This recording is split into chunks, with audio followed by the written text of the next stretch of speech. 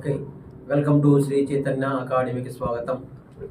School assistant TET రాసే అభ్యర్థులకు మరియు ఎస్జిటి టెట్ రాసే అభ్యర్థుల కోసం శ్రీ చైతన్య అకాడమీ వారు ప్రీవియస్ బిట్స్ ఆ బిట్టు చుట్టూ ఏ విధంగా క్వశ్చన్ ఫ్రేమ్ చేయడానికి అవకాశం ఉంటుందో అనే విధంగా పేపర్ను విశ్లేషణ చేస్తున్నాము. శ్రీ చైతన్య అకాడమీ వారు తిరుపతి బాలాజీ కాలనీ ఆదిత్య టవర్స్ ఆపోజిట్న అకాడమీ అనేది రన్ అవుతున్నది శ్రీ చైతన్య సంస్థ. ఈ సంస్థలో స్కూల్ అసిస్టెంట్ సోషల్ అభ్యర్థుల కోసం ప్రత్యేకంగా ఇంటర్మీడియట్ సిలబస్ చెప్పబడును మరియు ఎస్జిటి సిలబస్ సీనియర్స్ ఫ్యాకల్టీ చే రాష్ట్రంలో ఉండే తెలుగు 2 రాష్ట్రాల్లో ఉండే సీనియర్ ఫ్యాకల్టీ చే ఇక్కడ ఎస్జిటి కూడా ప్రారంభం అవుతుంది అని చెప్పేసి ముందుగా మనం చెప్తున్నాము.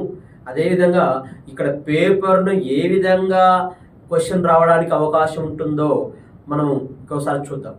క్వశ్చన్ ఏంటి? పులిచింతల ప్రాజెక్ట్ ఏంటమ్మా?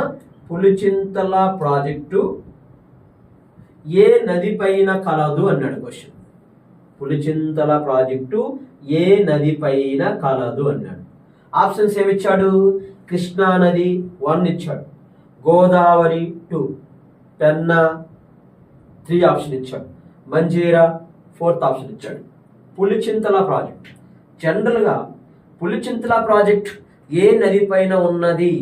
పులిచింతల ప్రాజెక్ట్ ఈ నది పైన నిర్మించారు అన్నాడు.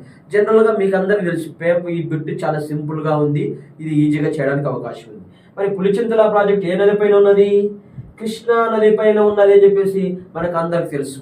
కానీ ప్రశ్న ఇక్కడే ఏదో విధంగా ఇవ్వడానికి అవకాశం ఉంటుందనే ఆలోచనతో మొత్తం ఈ విశ్లేషణ ఎలా ఉంటుందో మీరు గమనించాలి. కృష్ణా నది అన్నాడు. జనరల్గా కృష్ణా నది దీపకల్ప పీఠభూమిలో ఉన్న అతి పొడవైన 2వ నది. ఏ నది? కృష్ణా నది. మరియు ఈ కృష్ణా నది పశ్చిమ కనుమల్లో మహాబలేశ్వరం అనే ప్రాంతంలో జన్మిస్తారు. ఏ నది? కృష్ణా నది. కృష్ణా నది మహారాష్ట్రలో మహాబలేశ్వరం అనే ప్రాంతంలో జన్మించి మరియు మహారాష్ట్ర నుంచి తదుపరి కర్ణాటకకు ప్రవేశిస్తాయి.